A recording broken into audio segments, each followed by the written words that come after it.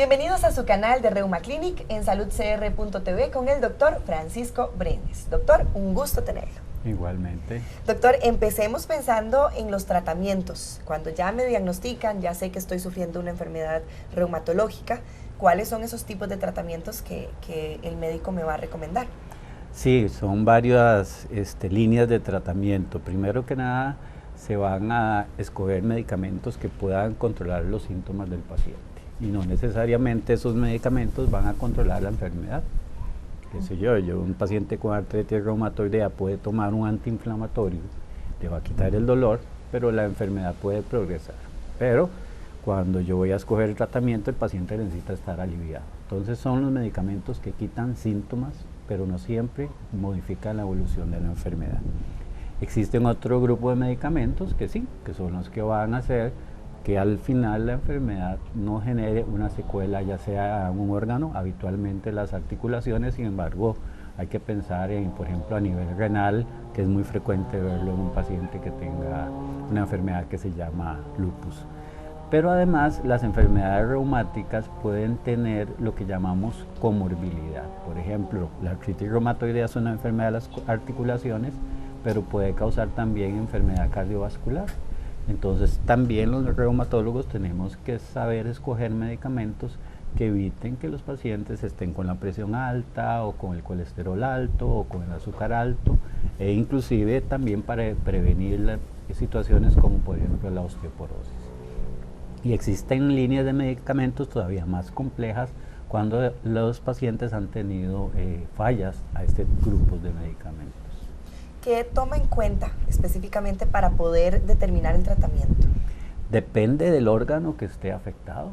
O sea, no es lo mismo que un paciente tenga una enfermedad que afecta más su columna o una paciente que tenga una enfermedad que esté afectando el riñón. Por ejemplo, los pacientes nos preguntan mucho cuál es el tratamiento del lupus. El lupus no tiene un tratamiento específico, va a depender del órgano que se afecte. Entonces, eso es lo que tomamos en cuenta principalmente. Hablando un poco de medicamentos específicamente, ¿cuáles son esos medicamentos que podríamos necesitar? Sí, los medicamentos que se usan en reumatología les llamamos correctamente antirreumáticos, porque muchas veces a estos medicamentos les dicen quimioterapia.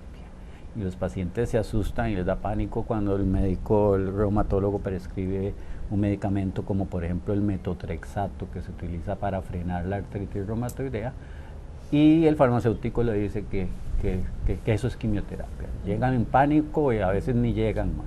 Entonces el paciente lo que va a recibir es un antirreumático, y hay una línea grande de antirreumáticos, más de los que nos imaginamos. Si hay una especialidad donde se ha avanzado en la parte farmacológica, es en la reumatología. Esos son los que frenan la enfermedad. Hay otros medicamentos que van a actuar en lugares muy específicos de acuerdo al órgano que se afectó. Las enfermedades reumatológicas se caracterizan por ser muy dolorosas. ¿Podemos controlar el dolor? Sí, y sobre todo cuando se hace un diagnóstico precoz es más fácil, ¿verdad?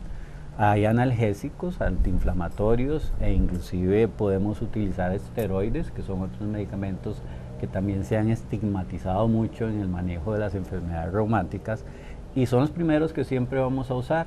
¿Por qué? Porque estos medicamentos que definimos como antirreumáticos pueden tardar de 1 mes a 3 meses en hacer su efecto, y no vamos a tener a nuestros pacientes con síntomas. Entonces, por lo general, los esteroides, que también a los pacientes les llama cortisona, a las dosis adecuadas, bien escogidas por el reumatólogo, o los analgésicos antiinflamatorios, son los primeros y los más útiles. Doctor, ¿qué clase de efectos adversos podría tener con los medicamentos? Sí, hay múltiples, sobre todo con los medicamentos relacionados a los que llamamos esteroides o derivados de la cortisona, que estos medicamentos sí pueden tener un grupo de efectos adversos que es importante prevenir. Por ejemplo, hay que vigilar la presión arterial y el azúcar cuando se toman estos medicamentos. Además, hay que estar haciendo pruebas de estudios de osteoporosis porque también pueden desmineralizar el hueso. Sin embargo, en parte del tratamiento de lo que hablábamos comorbilidad es precisamente utilizar medicamentos que reduzcan el impacto de estos medicamentos. Los medicamentos antirreumáticos sí pueden disminuir el funcionamiento de nuestro propio sistema inmunológico. De hecho, si no lo hicieran, no servirían. Entonces, los pacientes pueden tener un aumento en el riesgo de infecciones. Sin embargo, cuando se está pendiente, se están haciendo exámenes recurrentemente en cada cita, pues eso también se puede detectar adecuadamente. Y los analgésicos antiinflamatorios sí pueden estar relacionados sobre todo con algún riesgo gastrointestinal, pero para eso también se utilizan protectores gástricos para que el paciente no tenga complicaciones asociadas a estos medicamentos. Doctor, por favor, explíqueme qué es un abordaje integral. El abordaje integral es que nosotros, los reumatólogos, no nos debemos de enfocar, o no nos vamos a enfocar solo en la enfermedad articular específica, sino que nos tenemos que enfocar en las comorbilidades o las afecciones que se pueden dar, ya como vimos, asociado a los medicamentos o complicaciones que la enfermedad a largo plazo puede generar y que al final condicionan la expectativa de vida del paciente. Entonces, por eso el reumatólogo tiene que prevenir la aparición de cualquier otra condición asociada al tratamiento o a la enfermedad y muchas veces trabajar a la par de otros especialistas de acuerdo al tipo de enfermedad que estamos tratando. Porque es importante que intervengan varios especialistas en el caso de una sola persona.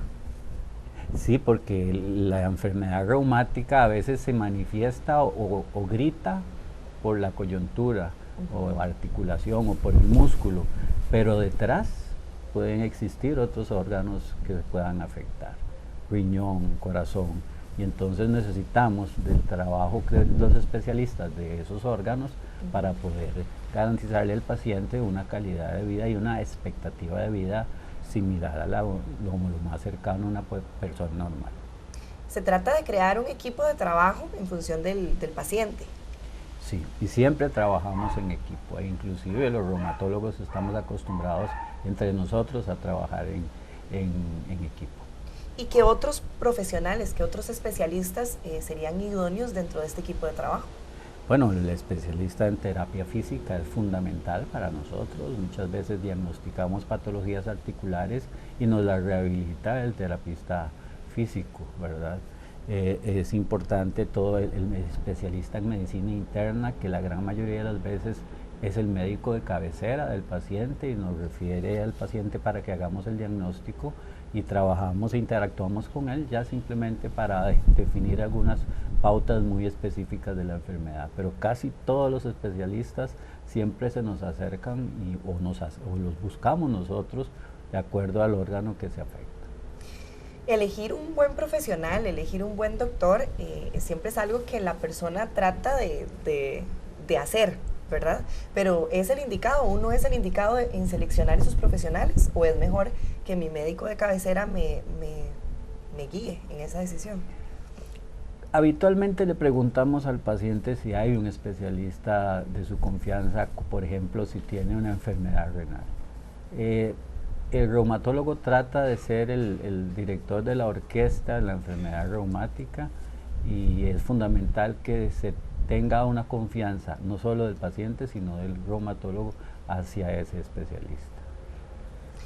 Seguir las recomendaciones al pie de la letra. Pareciera algo obvio, ¿verdad? Cuando hablamos de una enfermedad, pareciera obvio que hay que seguir las recomendaciones del médico, pero no siempre sucede así, ¿verdad? No siempre sucede así, en un porcentaje importante a veces el paciente, sobre todo cuando está relacionado a un medicamento complejo, podría tender a abandonar. Es importante hablar con el paciente y hacerle ver que el éxito al final está dado por el cumplimiento. Uno podría tener el medicamento de regular eficacia, que si se cumple durante todo el tiempo, podría convertirse en el mejor medicamento. Entonces, no necesariamente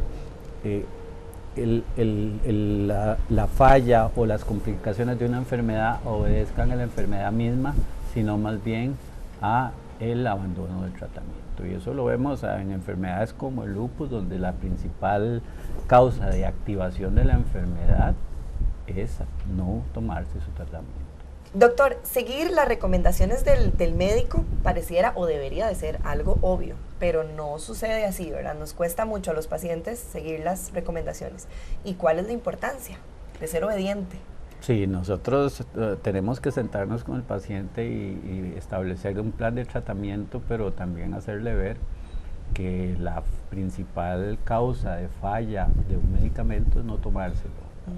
A veces el paciente podría pensar que no, que si 2 o 3 días no lo tomó, nada va a pasar, pero hay enfermedades serias y muy específicas, como por ejemplo el lupus, donde la principal causa de internamiento por actividad de la enfermedad es el abandono al tratamiento. Entonces, eso es algo que tenemos que tratar de hacer con el paciente y que el paciente nos pueda creer, que nos crea el concepto de cumplimiento. Bueno, yo creo que también el temor a lo desconocido. Cuando a uno le diagnostican una enfermedad, uno se asusta, uno tiene miedo de cambiar mucho mi estilo de vida, mis hábitos diarios. ¿Estos planes de tratamiento sí afectan mi vida, mi forma de relacionarme, de comer, de no sé?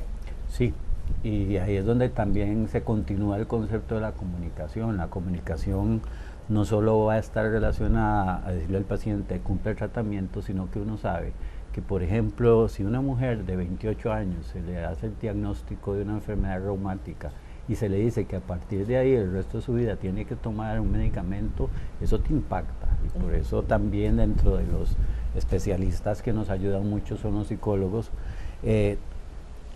A convencerla además que se tome el tratamiento a veces es un poco difícil. Entonces por eso es que uno tiene que hablarles a los pacientes de los medicamentos de todos los escenarios de lo que un medicamento puede causar, pero lo más importante, que en esa balanza de riesgo-beneficio, el beneficio es mucho más grande que el riesgo que puede ocurrir y que además le podemos ayudar, quitándole o reduciéndole esos riesgos.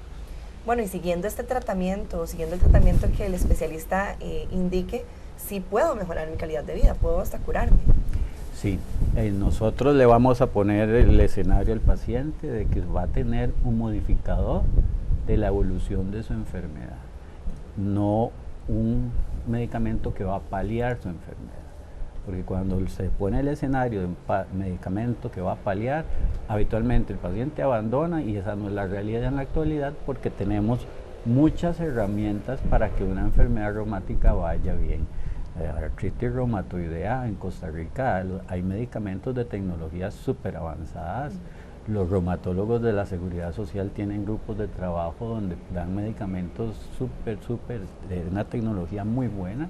Entonces un paciente no debería tener tristeza ni asustarse a la hora de hacerse un diagnóstico de este tipo. Doctor, ¿alguna otra cosa que usted quiera añadir a esta entrevista? Sí, es fundamental también que nosotros le planteamos a un paciente que debe hacer algo, tomarse un medicamento, pero también hay cosas que él debe, puntos que deben de realizarse, y uno de ellos es el estilo de vida sano. El paciente con enfermedad reumática en general, todas las enfermedades reumáticas tienen un alto riesgo cardiovascular. Entonces el comer sano, el poder hacer ejercicio, y eso es parte de lo que el tratamiento garantiza, que se puedan movilizar, es fundamental para que realmente su expectativa de vida mejore y su calidad de vida también sea la adecuada. Muchas gracias, doctor. Él es el doctor Francisco Brenes, nuestro especialista en su canal de Reuma Clinic. Esto es saludcr.tv. Nos vemos en la próxima.